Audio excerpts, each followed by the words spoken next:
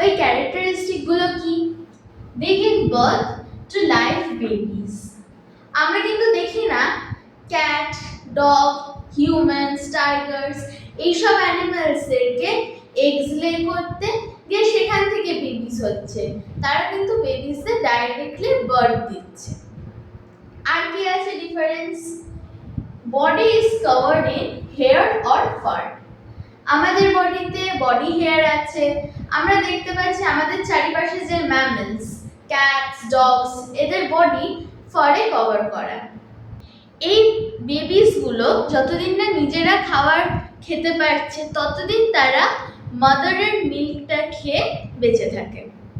এবার আমরা পড়বো অ্যাবাউট অ্যানিমালস দ্যাট লে এগস। কি কি অ্যানিমালস এগ লে করছে?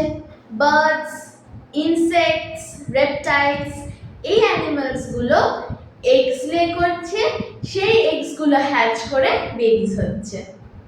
এই অ্যানিমালসগুলোকে আমরা কি বলছি? Egg laying animals. এই অ্যানিমালসগুলো লিভিং বেবিসদের বার্থ দেয় না, কিন্তু এগস লে করে। এগস লে করার জন্য বেবিসরা যেগুলো ভেতরে আছে এগে, সেগুলো বাইরে থেকে একটা প্রোটেক্টিভ কেস মতো পায়।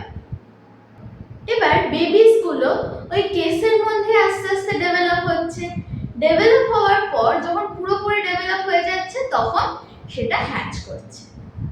তো এখান থেকে আমরা দেখতে পাচ্ছি যে বার্ডস, রেপটাইলস, ইনসেক্টস আর এমনকি ফ্রগস, ফিশ, এরা সবাই এগস লে করছে।